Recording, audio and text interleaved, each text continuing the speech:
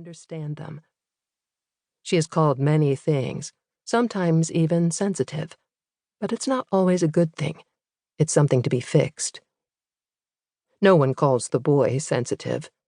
They do call him gifted when he reads and writes above his grade level, and he eventually gets permission to spend lunch hours in the school library.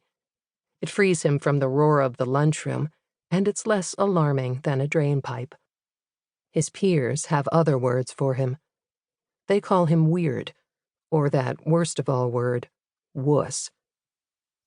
It doesn't help that he can never hide his big feelings, that he sometimes cries at school, and that he breaks down when he sees bullying, even if he's not the victim. But as he grows older, he increasingly is. The other boys have little respect for the dreamy kid who prefers a walk in a forest over a football game, who writes novels instead of coming to parties, and he has no interest in vying for their approval. It costs him. He gets shoved in hallways and mocked at lunch, and gym class may as well be a firing squad. He is seen as so soft, so weak, that an older girl becomes his biggest bully, laughing as she writes obscenities on his shirt with a marker. He cannot admit any of this to his parents, least of all his dad, who told him the way to handle a bully is to punch the person in the face. The boy has never punched anyone. Both the girl and the boy, in their separate lives, start to feel as if there is no one else like them in the world, and both seek a way out. For the girl, the solution is to withdraw. By high school, each day overwhelms her, and she comes home so fatigued that she hides in her room from her friends. She often stays home sick, and though her parents are nice about it, she wonders if they worry about her. For the boy, the way out is to learn to act tough. It's to say he doesn't care about anyone, as if he could take them all on.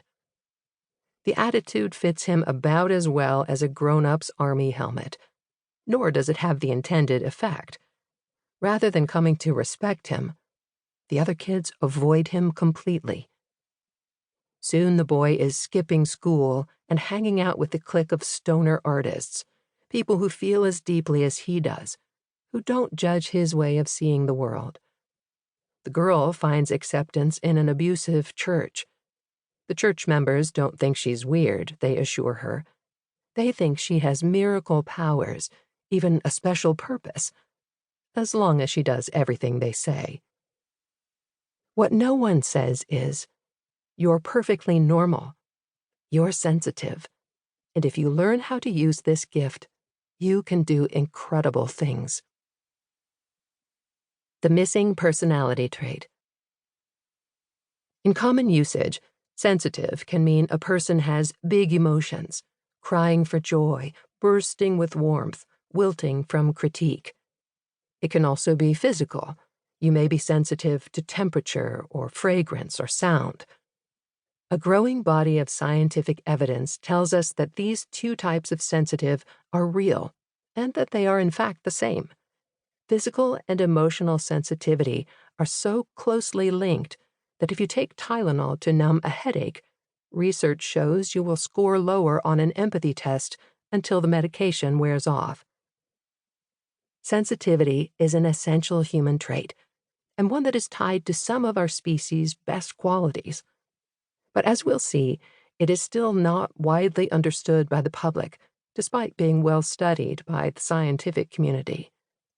These days, thanks to advances in technology, scientists can reliably test how sensitive a person is. They can spot differences in the brains of sensitive people on functional magnetic resonance imaging, fMRI scans. And they can accurately identify the behavior of sensitive people in scientific studies, including the powerful advantages that come with being sensitive. Yet most people, perhaps your boss, your parents, or your spouse, do not think of sensitivity in this way, as a real, measurable personality trait. More to the point, sensitivity is often seen as a bad thing.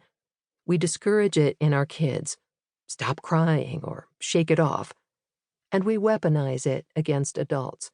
You're overreacting.